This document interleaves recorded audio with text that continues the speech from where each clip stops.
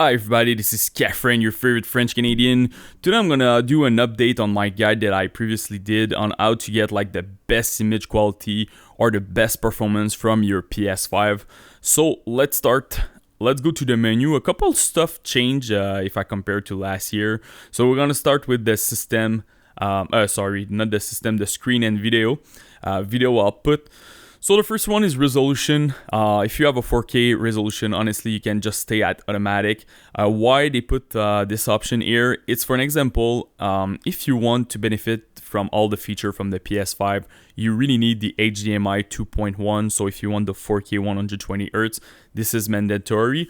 So if you have, for an example, an LG C7 that's compatible with 4K 60 Hz because it's HDMI 2.0, but can do 1080p at 120 Hz. You can force, if you want, your resolution. So you want to make sure that it's playing 1080p because you want to force the 120 Hz because you prefer FPS versus resolution. You can do it like that. For 4K video transfer rate, I recommend to use automatic. You have a couple of options here, but you want the best one, so the best one is automatic. But if you try to capture your PS5 and it's not working, it's because of this. Put the 4K video transfer rate at -2 and it will work. I had a couple of issues with my Elgato card, so this is the way you can fix it. After that, HDR, they add a new option. Before it was just off and always on. Now you have on when supported. I recommend this one. So you want to use your HDR when it's supported. If you want to just like force to turn it off, it's over there. So you just put it at off because I know some people when they playing Call of Duty and stuff like that, they don't want HDR because it's messing with their vision. So this is pretty much where you can do it. I also recommend to use the Adjust HDR. They have like some kind of HDR calibration in 3-step. I recommend it. It's really good and it will help you a lot for your HDR. Again, we're going to talk about a little bit of HDR. The deep color output. A lot of people have an issue with this one. First of all, in the PS5, I recommend to use automatic. This is pretty much the best setting for you. But really important where you plug your PS5. So for an example, when you plug your PS5 on your HDMI 2, in your TV, your HDMI 2 need to have the deep color output activated. So super important. I had an issue on my LG C7. I didn't have like any HDR when I was playing the PS5, and it was because of that, because my HDMI 2, the deep color was not activated. So super important to look at this on your TV. After that, the Rgb range, I recommend automatic.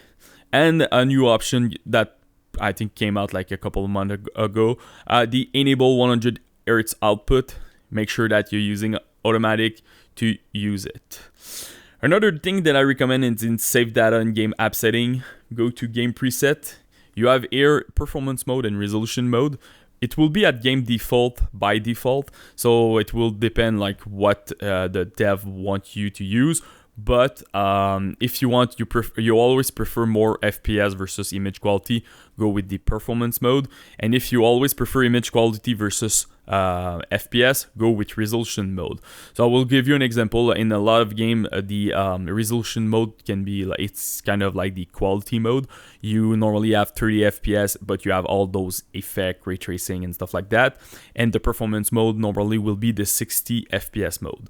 But also you have a couple of games that you can do the famous 4K 120 FPS.